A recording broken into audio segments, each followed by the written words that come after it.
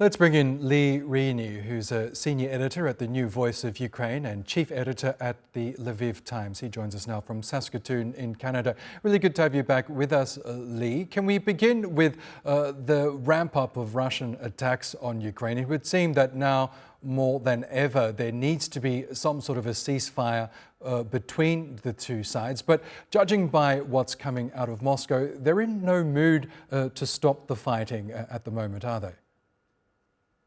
No, I don't see that really anything has changed in the last week since before, during, or after the summit in Alaska between Trump and Putin, or the following meeting with European leaders on Monday. Uh, we were hit in Lviv last night. There's one person dead. There's a few injured. They hit a residential building, actually not far from one of my employees. I've seen the video of the. It's very loud when the drones come in and hit the buildings. It's terrifying. Not a lot of people got a lot of rest in that city and a few other cities in Western Ukraine, in Rivne.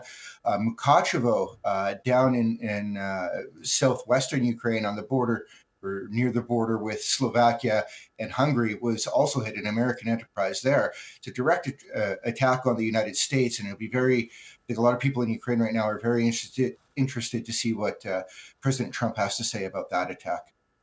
One of the upshots of the flurry of diplomatic meetings we've seen in the past week is the fact that European leaders at least seem to be united with this idea of providing Ukraine with security guarantees. They say Donald Trump is also on board more broadly with that plan, but we still don't know what those security guarantees will look like. And we know for sure that Russia won't accept the presence of European troops along its border or anywhere near its border with Ukraine. What, in your view, could those guarantees look like?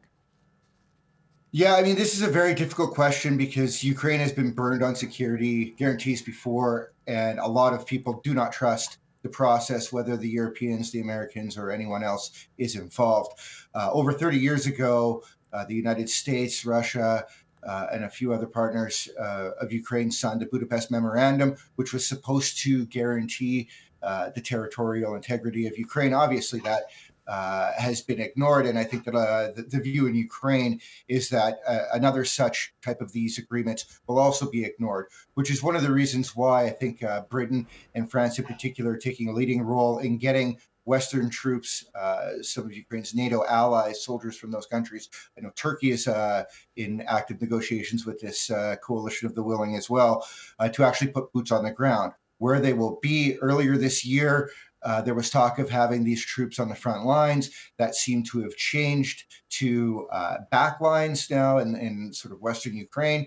Russia wants to be involved and have veto power over any of these, any forces going into the country to protect any sort of ceasefire. They would like China involved. Obviously, Europe and Ukraine would not have any interest in either of those people having a problem. And I just would point out, Russia was involved in observing the war in Donbass through the OSCE, and there was a large number of reports that the Russian observers of that war would actively look to tank certain reports coming out, and really discredited that organization within Ukraine.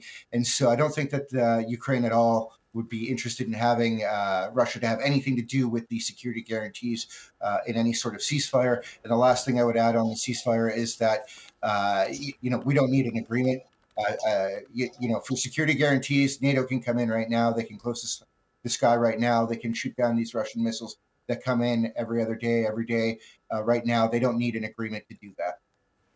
And we've also got reports now, even more reports, that Putin would apparently be prepared to freeze the fighting if Ukraine is willing to give up its eastern Donbass region. We know that's been partly occupied by Russian forces right now. How likely is that to happen, given the fact that the Ukrainian president is adamant that he's not prepared to cede any territory to Russia?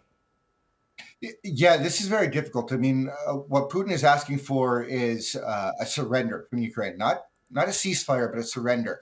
So he wants not only the lands that Russia has occupied, but additional lands that they have not been able to occupy over the last 3 years, over the last 10 years of the war in Donbass. The analysis that I had at the time when they invaded Donbass shortly after the invasion of Crimea was that it was sort of a move so that people would forget about Crimea and stop talking about Crimea. I believe that that's still the case. Crimea is what interests Russia. Crimea is what interests Ukraine. And so any peace agreement, full peace agreement, will have to determine the status of Crimea.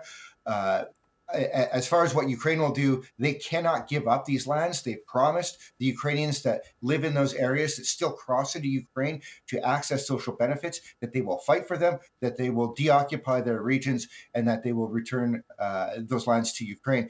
So it's really difficult for anybody in Ukraine to believe that the Ukrainian military would withdraw from these areas and effectively give these Ukrainians and this Ukrainian land to Russia. Okay, Lee, Reaney, we'll have to leave it there, but it's great to get your analysis always. Thank you.